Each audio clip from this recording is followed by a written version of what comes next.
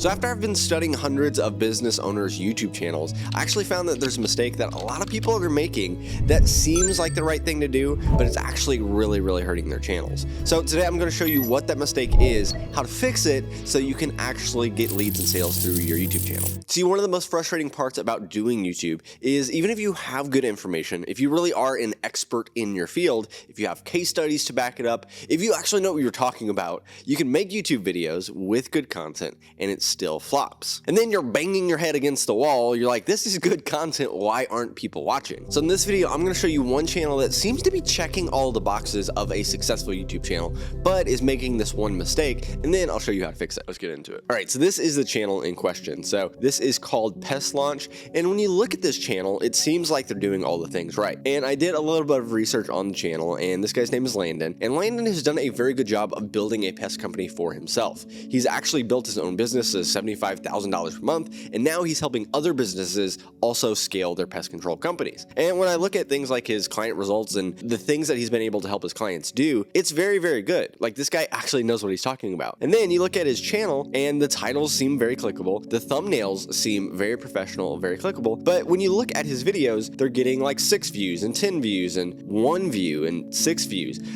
So why is that? Well, at a glance, I'm like, I have no idea why this is not working. But then as I took a little bit deeper look, I found out exactly why. And to understand it, I want you to imagine this. Imagine you're at a Christmas party and you see a table across the room with all kinds of desserts on it. You look around, they have muffins, fruit cake for some reason, and they have chocolate chip cookies, which is a good thing because those are your favorite. So going over there, you make your choice, you grab a chocolate chip cookie, but to your horror, something goes terribly wrong. You bite into that chocolate chip cookie and you realize it was not a chocolate chip cookie at all. It was an oatmeal raisin cookie. Look, if you've ever had that happen, you realize how traumatic that can be. Now let me show you why this channel is kind of putting you through the exact same experience. All right, so as we look back at the channel, imagine you find this channel or you're browsing on your homepage and you see these videos. What do you expect to get from the video? Again, the titles and thumbnails on this channel are very clickable. Now, typically when you see channels on YouTube with titles and thumbnails like this, what you're probably expecting is the video to be very heavily edited, since it looks like these are targeted towards a younger audience. There's going to be a lot of motion graphics, sound effects, and all the rest. So that is the chocolate chip cookie that you're expecting. But let's see what happens when we click on one of the videos. When was the last time that you worked on something for 8 hours a day, 2 weeks straight, 4 weeks straight, 6 weeks straight, 2 months straight? When was the last time you had that laser focus and actually put that much time into something? Welcome to another episode. Okay, so immediately there's a couple of things I notice here. First, one quick thing that he can change is just changing his camera to horizontal rather than vertical, because there's so much empty room on both sides where it just feels weird to watch a long form video this way. But then two, this is kind of the opposite of what I was expecting when I saw the title and thumbnail. It's just him sitting in a studio, there's no editing, he's not really looking at the camera this first part. And because of those things, what probably will happen is someone will click on your video, see it's not what they were expecting, and then immediately click off. And the unfortunate part is that sends signals to YouTube that nobody actually likes this video, so then it stops pushing it out to more people. Now the question is, how do you fix this? Well, you've got two main options. First, if you're going to offer them a chocolate chip cookie, give them a chocolate chip cookie. For example, here's a video that we worked on for a client. So his name's Jake, and here's the thumbnail that we came up with. Seems like a chocolate chip cookie video. Then let me play just a little bit of the video. And here's the start of the video.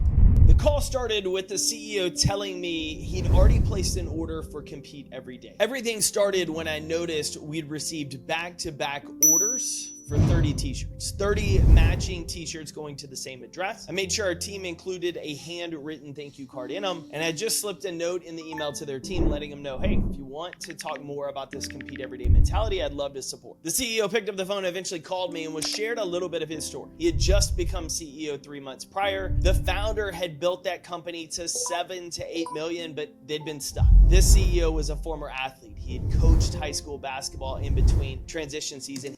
As you can see, the branding, the sound design, the motion graphics, they all feel like a chocolate chip cookie video. Now, I will say this strategy can absolutely work, and especially if you're selling something high ticket, you want the experience of watching your videos to feel premium to justify the prices that you're charging people. So that's one strategy, but there also is another strategy. Instead of giving them the chocolate chip cookie, you could actually just offer them an oatmeal raisin cookie. It's very controversial, I know. But the thing about oatmeal raisin cookies, some people hate them, but some people love them.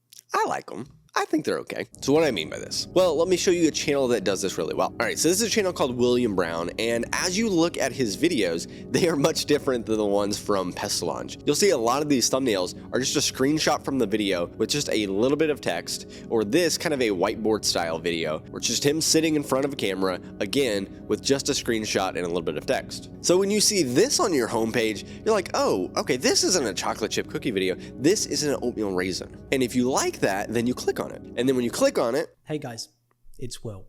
And you've got an info business and you're booking some calls and you're making some money, but you want to make more. And right now you're watching this video. we're 10 seconds in and there's like no editing. It's just him talking to the camera in a very conversational way. So you're expecting an oatmeal raisin cookie and then you get one. And because of this, he's been able to build a very strong business around making boring videos. Now, I think for most business owners, if they could just snap their fingers and make boring videos that get views, then they would just do that. But the problem is, if you can't keep people watching, then your videos will never perform well. And that's why in this video, I show you how to make boring videos so good that people can't stop watching. So check it out.